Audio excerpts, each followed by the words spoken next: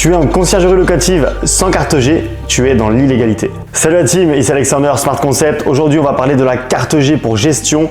Et non, ne t'en fais pas, si tu n'as pas de carte G en conciergerie locative, ce n'est pas forcément une fin en soi, à condition que tu respectes certaines conditions. C'est ce qu'on va voir tout de suite.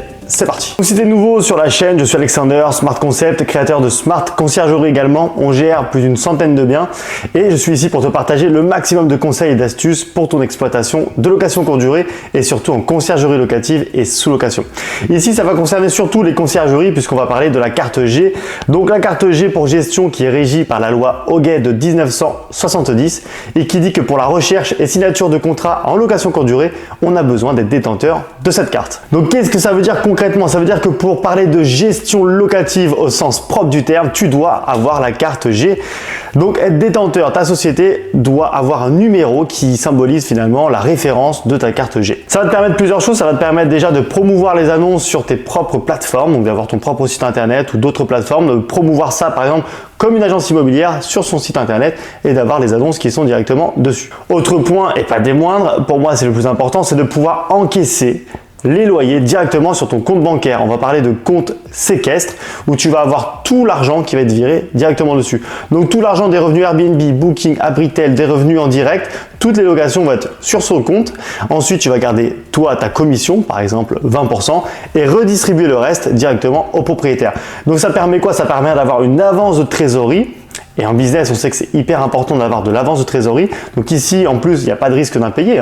C'est toi qui reçois l'argent directement et ensuite, tu le retransfères au propriétaire. Donc ça évite les retards de paiement, ça évite les non-paiements également. Donc grosse sécurité par rapport à ça. Ça va aussi nous permettre de nous affirmer en termes d'autorité et de crédibilité en tant que professionnel parce que cette carte de gestion finalement elle nous référence tout de suite en tant que professionnel. Donc un potentiel propriétaire peut se dire waouh, ok, ils ont la carte G, là c'est une conciergerie pro, moi ça m'intéresse, tu vois.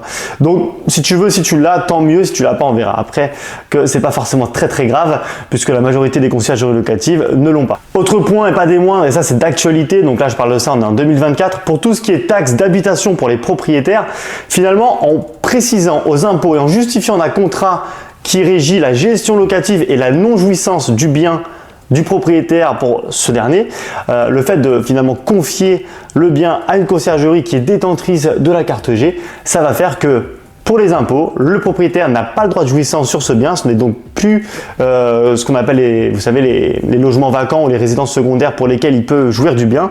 Et par ce fait-là, par ce biais-là, il va être exempté de taxe d'habitation. Je rappelle pour ceux qui n'ont pas de taxe d'habitation qu'en location de courte durée, maintenant, ils veulent la rétablir pour tout ce qui est logement secondaire. Donc c'est un petit peu encore délicat. Nous, on arrive encore avec des astuces. Je vous en parlerai si vous voulez dans une autre vidéo qui va être très intéressante. Comment finalement passer outre cette taxe d'habitation, mais on ne sait pas encore combien de temps ça va durer. Pour l'instant, on a réussi et pas sur toutes les communes non plus, donc ça va dépendre de ça. Mais là, avec cette carte G, c'est prévu. Gestion locative, non-jouissance du bien par le propriétaire, ce qui fait qu'on peut éviter la taxe d'habitation, en tout cas pour lui. Du coup, c'est un énorme argument de vente lors des prospections pour votre conciergerie auprès de propriétaires. Alors, tu vas me dire, ok, c'est bien beau Alexander, la carte G, super, ça a l'air super intéressant, mais comment on fait pour l'avoir? Moi, j'en ai peut-être pas entendu parler ou je vois que les conditions pour l'avoir sont un petit peu délicates. Bon, faut savoir qu'il y a plusieurs façons, je vais un peu les résumer. Déjà, savoir que pour tous ceux qui ont Bac+3 en droit, commerce, finance, économie, vous allez pouvoir prétendre à cette carte G. Donc, il suffit de mentionner vos diplômes, d'envoyer le dossier directement. Vous allez pouvoir recevoir cette carte G. Cette carte G, elle est payante, c'est environ 200-250 € pour l'obtenir. Elle dure 3 ans. Ensuite, elle est renouvelable à condition d'effectuer 40 heures de formation. Voilà, sur ces 3 ans.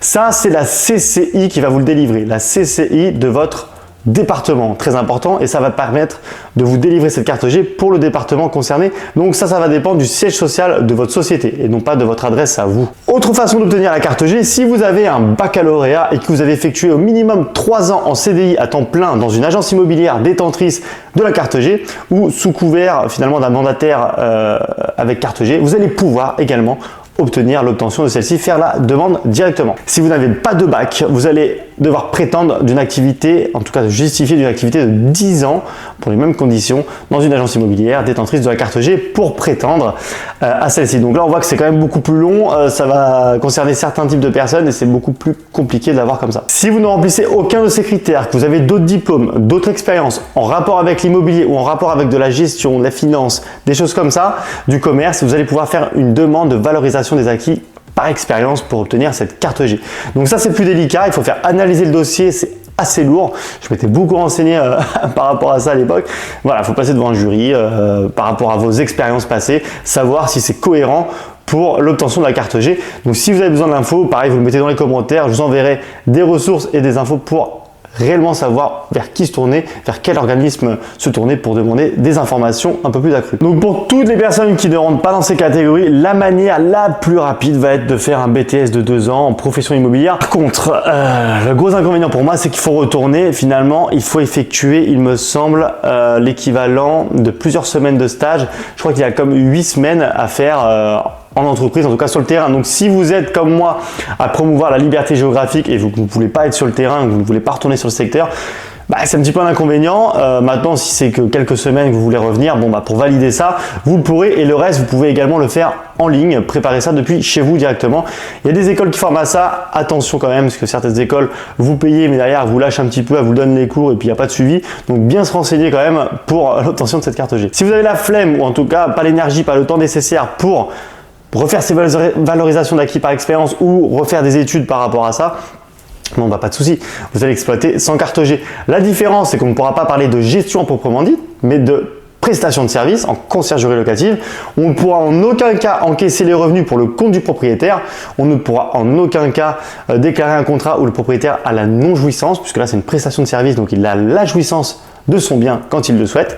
Et également, on ne pourra pas, en théorie, promouvoir d'annonces sur notre site internet perso. Pourquoi je dis en théorie? Parce qu'il y a quand même encore un gros flou juridique, dans le sens où on peut, c'est comme ça qu'on le fait en tout cas, faire un site internet en direct, promouvoir les annonces, mais étant donné que le voyageur s'y réserve dessus, l'argent va être encaissé par le propriétaire sur son compte bancaire, on aura mis son RIB à lui, son compte bancaire, nous on n'encaisse pas de loyer, finalement la promotion va pour lui directement. Vous voyez, c'est une sorte de flou encore qui existe, et pour le coup encore il n'y a pas vraiment d'interdiction. Et le jour où quelqu'un vient vous voir, un juriste, un avocat, un huissier ou ce que vous voulez, qui vous dit non, vous n'avez pas le droit de promouvoir ces annonces là, d'accord, pardon, je ne savais pas, vous l'expliquez, vous supprimez l'annonce du site, vous supprimez carrément le site, mais d'ici là, à moins que vous fassiez des centaines de milliers d'euros, on va pas venir vous embêter. Enfin, ça pour l'instant c'est mon avis, c'est ce qu'on faisait aussi au début. Nous on avait notre site internet directement dédié, maintenant on passe exclusivement quasiment par les plateformes et on fait des résas en direct directement par des liens de paiement. Voilà, ça nous évite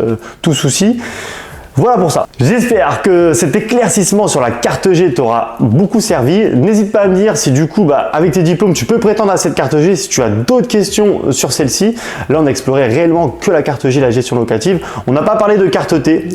Pourquoi? Parce que là, ça va concerner la transaction. Donc ça ne va pas rentrer dans ce qu'on fait en conciergerie locative. N'hésite pas comme d'habitude à me donner d'autres sujets de vidéos, des questions pertinentes pour que je puisse te faire des vidéos en rapport avec ce sujet. D'ici là, n'hésite pas à retrouver tous les liens dans la description, le challenge, les vidéos d'1 heure gratuites pour te former et vivre de ton business de conciergerie locative et sous location. D'ici là, je te dis à très vite chez la team Smart Concept. Ciao, ciao.